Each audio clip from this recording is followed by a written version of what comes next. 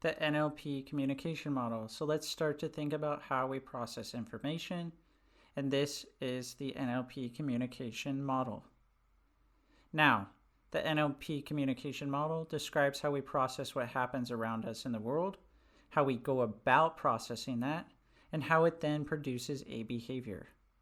This is really fundamental to understanding NLP and how some of the techniques and tools that we learn in NLP, how they work. So if you understand this model, you'll have a really good grip of what NLP looks, sounds, and feels like across the board. So it's a really good foundation of understanding.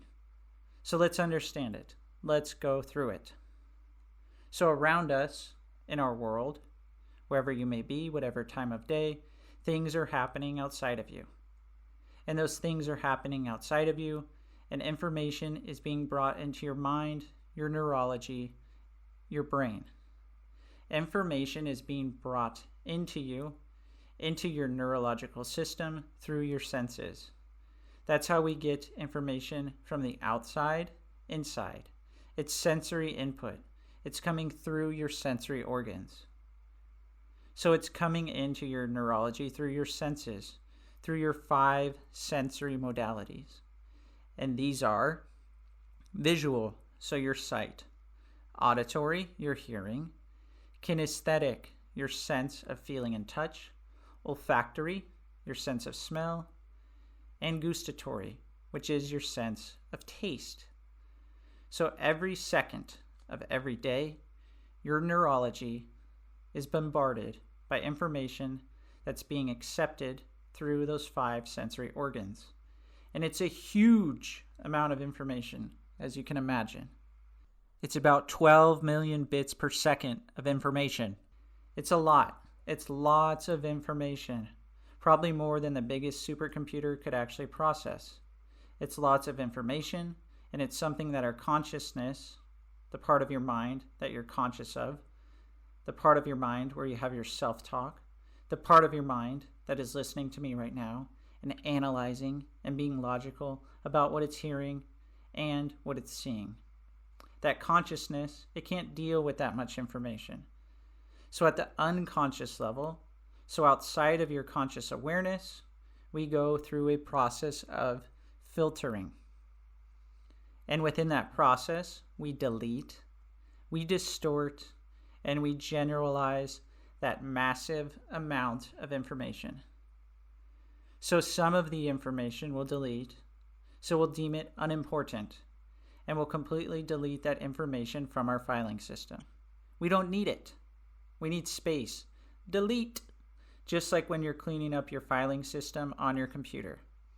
So the memory is getting too full, and what you don't need, delete, delete, delete, delete. Some of the information we will distort, so we'll change it a little bit, so it better fits our model of the world. So we change it, so it's not new anymore. It's something familiar. So we just change it, and therefore it becomes in a filing system with other similar things. And some information we generalize. So there will be some information that you experience time and time and time again, and it's all very similar. So that information, we don't need to keep it because it was very much the same of when we did it last time. So we don't need new information, so it becomes generalized.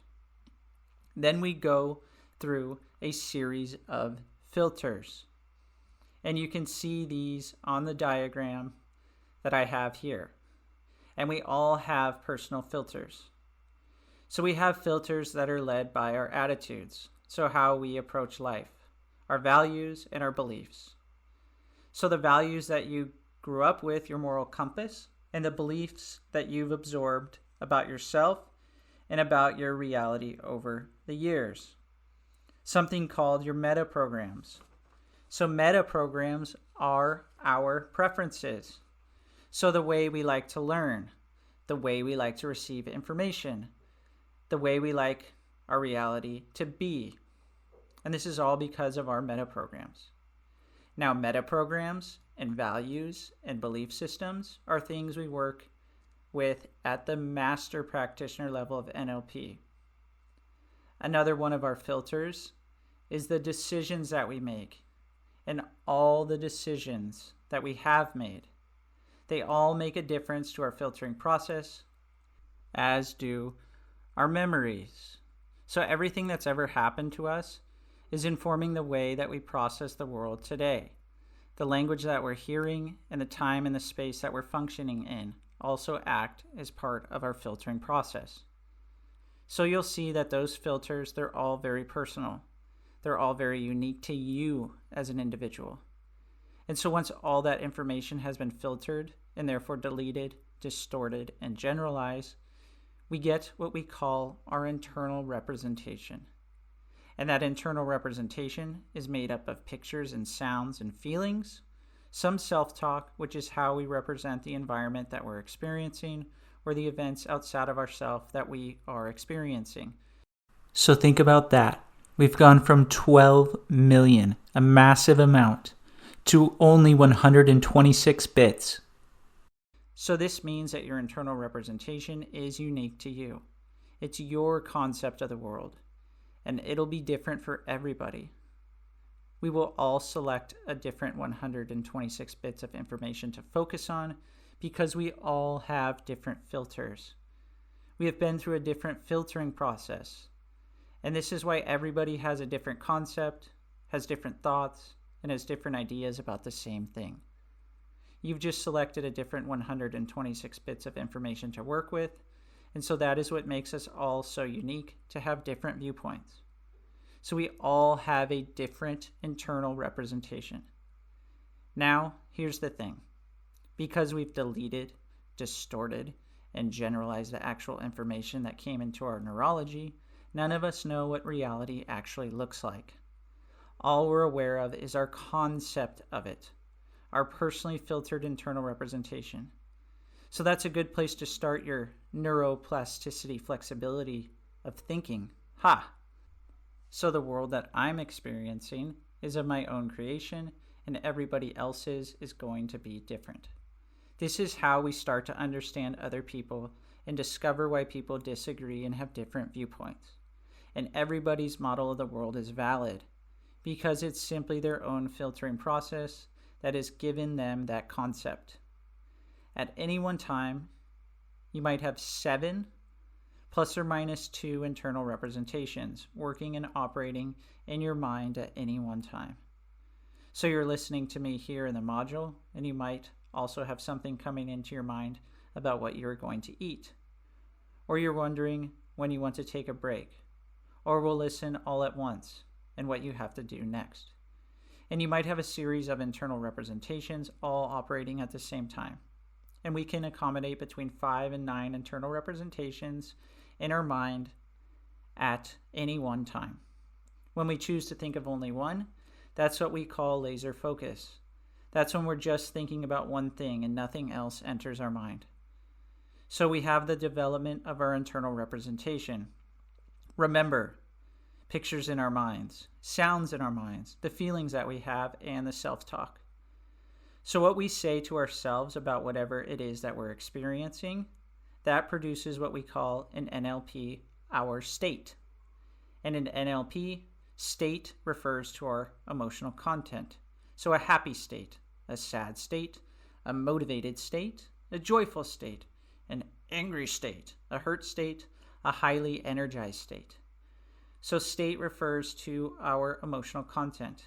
And our state, how we feel, then affects our physiology, what our body is doing. So think about that. When you're feeling, let's say, very happy, your body feels a certain way. You hold it in a certain way. Everything feels quite energized and free of movement and open. And when you feel not so good, so say you feel sad, everything tends to come in on itself. It doesn't feel very good. Or maybe you might get, your stomach turning or sweaty palms or your heart rate increasing. However you're feeling is having a direct impact on how your body feels. And then we get into a feedback loop. So your body, because it doesn't feel so good, or it feels great enhances the state that you were feeling, which then impacts the internal representation, which then creates the state, which then impacts the body, and we get into this feedback loop.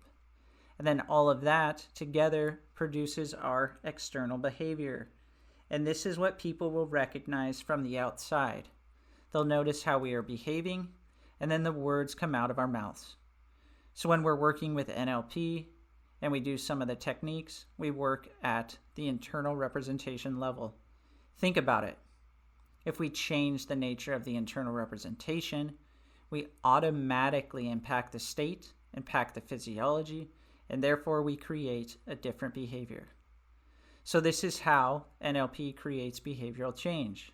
So this is the foundational model. And if you get this, great, awesome. You're easily going to get how NLP is effective. Now we have the words create our model of the world. So let's think about the next step. So we have our internal representation. We have our experiences coming in through our 5 sensory modalities: visual, auditory, kinesthetic, olfactory, and gustatory. And that's creating our internal representation of our world. And then what happens is we put words to it. This is what we call the AD element of our sensory modalities, and it stands for Auditory Digital. And this is our self-talk, the voice you have, your own voice in your head. So once we've got an internal representation and we become conscious of it, so now all that was happening outside of your awareness, now you're conscious of your concept of what's outside of you. You're conscious of how you're feeling about it, and you're conscious about how you're representing it internally.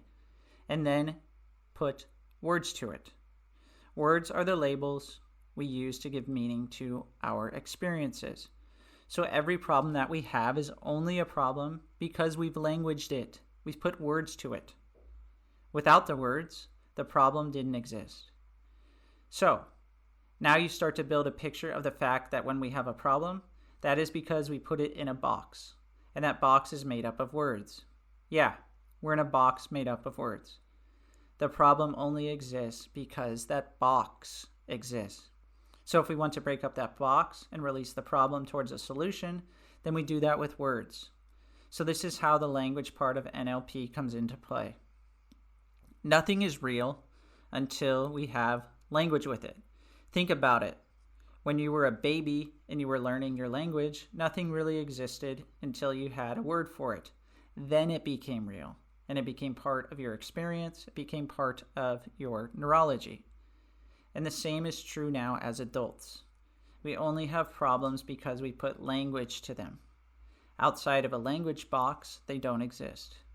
Problems only exist when we actually label it, and the labeling comes from our internal representation, so the words we use. So here's the thing. Our words that we use don't describe our concept of reality. They create it. So the words we use are not describing our reality. They're creating it. So that makes the words we use incredibly important and powerful to us. Because the words that we're using are creating our concept of what our words look, sound, and feel like. The experiences that we're having in our world, so language becomes absolutely critical. And that's why NLP is very heavily focused on language and how we use our words. So knowing that our language is very important, even the word language that we're saying to ourselves in our mind, the words that we're actually saying to ourselves, those are creating our reality. A couple of nice quotes here that I think illustrate that really well. Henry Ford is credited with saying, "Whether you think you can or think you can't, you're right." Michael Caine, the actor, when being interviewed on Australian TV about the secrets of his success as an actor, said something really interesting. He said, "I have a policy. I never listen to anyone explain why they can't do something." He didn't want to be convinced by them. So by not listening to people explain why things couldn't be done, he didn't incorporate that into his own neurology. He didn't absorb it as a belief. He didn't language it for his own internal representation. And so for him, those limitations didn't exist. I think we can learn lots from that. It's very important that you're in charge of your focus, because when you're in charge of your focus, you get in charge of your results. When learning NLP, the way that you are, you'll learn to find solutions. Think about the fact that we are caring people. And you also need to know that we don't care about your excuses for not having your life the way you want it. We invite you to give up arguing for your limitations. So this links back to being at the cause side of the cause-effect equation. Let's give up all of those little arguments that we have with ourselves and other people about why our life isn't the way we want it. Let's just take all that back inside, get our power back, get empowered, and take action. Do something about it. Perception is projection. Now, let's think about this little concept. Perception is projection. The best way to really grasp this with the whole concept of projections and how we project ourselves out into the world is to think of the world around you as one of mirrors. So what you're projecting out is being reflected back at you through other people and the things that are attracted to you. So think about it. If you're projecting out blah and limiting beliefs and negative emotions, that's going to be reflected back at you. You will know you're doing it because of the way people behave back at you. You'll also attract all of the things that you don't want. Here's the thing. What you focus on is typically what you get. So if we start to think about what am I projecting out into the world, and you can easily find out what you're projecting into the world by noticing what people are reflecting back on you. So there's a key here, and it's a bit like when you were taught to cross the road when you're a child. The instructions are the same. The thing to do is stop, then look, and finally listen. Once you start doing this, your world starts to open up. Your internal representation starts to change. You start to get really curious about what it is I'm projecting out into the world. But to do that, you really do have to stop all of your self-talk, your self-judging, your self-perceptions, and everything that you're doing about judging everything outside of you. You just need to stop. So stop, and then observe what's happening right in front of you. Observe what other people are doing. Observe what their behaviors are that you can see. And then listen to what they're telling you. Because if your behavior is inappropriate, or people see you as being overly negative, they're actually telling you in their communications, we're not listening. Start to listen. And you will find out exactly what you're projecting out into the world in terms of what's being mirrored back at you. And the thing is, what we are projecting is substantially creating what we attract back. So if you're projecting out that you're going to be really successful, that you're going to achieve your goals, that things are going to happen as you want them to, you're putting energy into the system. You're putting positive thinking out there. Your internal representation is producing a good state and your physiology feels good. If you're putting all that out, that's what's going to get projected back to you. And you're going to attract more of what you want in the world. And of course, the counterexample is also true. If you're projecting out blah and nothing's right and nothing's how I want it, then that's exactly what's going to get projected back at you. So think about what you're projecting. It's about starting to get really conscious about this because your projections are substantially unconscious. The only way we can notice them is to notice what's being reflected back at us. And the only way to do that is to really stop, then look, and finally listen. Remember, NLP is about curiosity. It's about being really curious about yourself and the world and other people. And you can only be really curious and experimental if you start to notice what's around you. And this is about noticing, being present, and starting to really engage your senses. because we live in a really unconscious world right now. With the invention of the smartphone, it's really changed the way we behave towards other people. Everyone spends so much time with their heads down and their thumbs moving. And they're looking at the world through a screen. Actually, the world is not there in that little screen. The world is all around us. And I feel strongly that we need to get ourselves out of that unconscious virtual world of the smartphone or the tablet and pull ourselves back into the world around us, because that's where results happen. The results that we want happen when we're conscious about the world that's actually outside of ourselves. It's time to make another change. It really is. How many times have you walked into a public area, let's say the doctor's waiting room or the dentist's waiting room, and nearly every single person in that space, when you're waiting for a train or a bus, every single person is looking at their phone. And a big percentage will even have earbuds in as well, so they can't even hear anything. And everybody becomes so oblivious. If you were to turn the clock, say, back 20 years, people would be walking into those rooms and talking to each other, because that was a good way to pass the time. And we'd start learning from each other. They start getting to know each other and making connections. And we've kind of lost that capability. And we kind of close ourselves off these days. We're kind of losing the art of communication. If you think about it, we're even losing language. We're starting to communicate and right back to ancient times when we communicated through symbols. We're going back there. We're losing our language.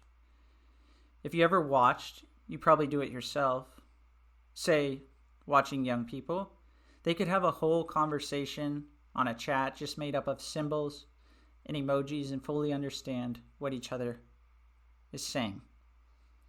So everything is shifting. And if we want to maintain our outward focus, so to attract things to us in a way that works, we've got to start being conscious and present about the world around us and what's going on around us. Now, here's something else to consider, and this will stretch your brain a bit. It's impossible for you to notice something in somebody else that hasn't come from you. I'll say it again. It's impossible to notice something in somebody else that hasn't come from you. So think about that logically for a moment, because what you're perceiving of somebody else has been through your filters. You've deleted, distorted, and generalized it. You've put your own internal representation on it, and then you bring that into your consciousness and you label it, and then you say, I don't like that behavior. That's not right. The behavior that you're noticing has come from you. It's your interpretation. It's your view. It's your feeling. So whatever you're noticing in somebody else that is present in your neurology at some level, or else you wouldn't have been able to recognize that as something you like or something you dislike. I know that stretches your brain a bit. So think about it. Every time you're looking at somebody and thinking, oh, that's brilliant. I love that. I really love what they're doing and how they're doing it. That's part of you. That thing that you love and you really aspire to be, it's already part of you, or else you wouldn't have been able to identify it in the first place. And it goes the other way too. If you're thinking, I don't like that. I don't like what they're doing. Nope, I don't like that behavior at all. That's also present in your neurology somewhere, or else you wouldn't have been able to identify it. So this is about starting to get conscious about how you're perceiving other people, how you're perceiving your world, and what you're projecting out there. Energy will flow where attention goes. So when we're working with NLP, we're careful to focus on what we want, because what you focus on is what you're going to get. And I know this can be a tricky little concept when you first hear it. The mind and body connection. So now let's have a think about that part of the NLP communication model that connects our internal representation of the world, what's going on in our neurology, with our physiology, so with our body. And that is describing the mind and body connection, which in NLP is extremely important. Because in NLP, We consider the whole human being, the whole person, not just part of the person, not just their mind. We're not only interested in that. We're interested in the mind and how that is connected to the physiology and the overall health and well-being of the whole person, rather than just the mind. So the mind and body being connected. So in order to understand the mind-body connection and how this works, we have to go back. Sorry about this. We have to go back to high school biology. Just think about what you learned there. So here we have a diagram of two neurons. And our neurons are the mechanisms for carrying messages around our body and through electrical impulses. Now, when a communication comes down from one neuron, some information is coming in through electrical impulses, and it needs to reach the other neuron where it continues through the network. Now there is a problem, because in between each neuron there's a gap, and we call that the synaptic gap. So the electrical information needs to get from one neuron to the other over the synaptic gap. And it does that by being carried chemically by things that we call neurotransmitters. So the chemical neurotransmitters, the information passes from one neuron to the next, and the information passes to the next neuron. Now, when science was very young and these neurotransmitter chemicals were first noticed, they were first identified as being present in the brain. In early human science, it thought that, okay, these neurotransmitters are important in the brain only. And so for many years, it was considered that the chemical neurotransmitters were only present in the brain. And then, as medical science continued, and as we learned more about the human physiology, it became clear that these neurotransmitters are actually present in every cell of our bodies. They're present in every single cell in our bodies, which means that every single piece of information that has been transmitted through our neurotransmitter chemicals is being transmitted throughout our entire body, and this is how the mind and body are connected. So when the mind is thinking something in your AD, your internal representation is producing internal language, which produces your emotional state. And that information is traveling instantaneously throughout your whole body.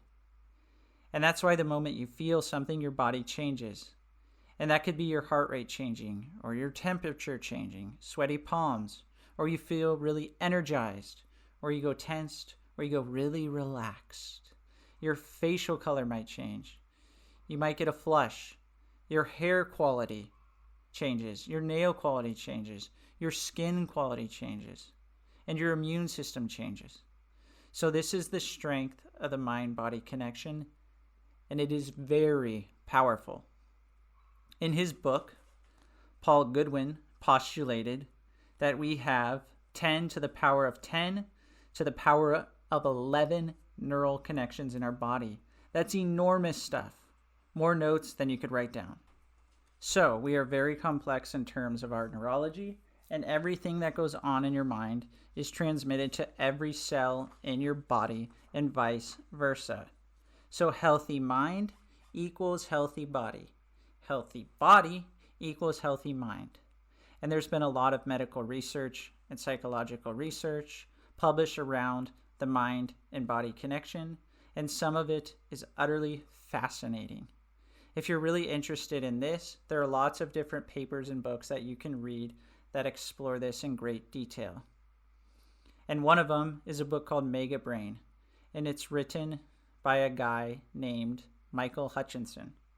And in that book, it describes a case of a man who had a particularly normal life, nothing outstanding, but the average life. He was fine, he was good, he held a job, he did okay in school, he got married, he had children, he raised a family. So he wasn't outstanding by any means, and he wasn't below average in any way. And when he died, they carried out an examination, and they discovered that this guy didn't have a brain in the traditional sense that you would expect when you explore inside of somebody's scalp. It wasn't what you'd expect to find inside. The thing is, he had a case of what they call water on the brain. So, what it was he had his brain stem and the top of the brainstem and nothing else. The rest of his skull was just full of liquid matter. Now, he had a normal life. Think about that in terms of what we just talked about, because every cell in his body was getting the information it needed.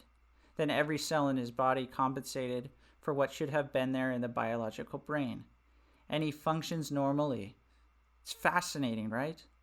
Now think about what would have happened if somebody had told that man at an early age, you don't have a brain. Do you think he'd have a normal life? And I would have to guess no. And because he didn't know, he then had a normal life. And everything functioned normally. And it's fascinating and it's interesting. So if you want extra reading, then read Mega Brain by Michael Hutchinson. That is the mind and body connection.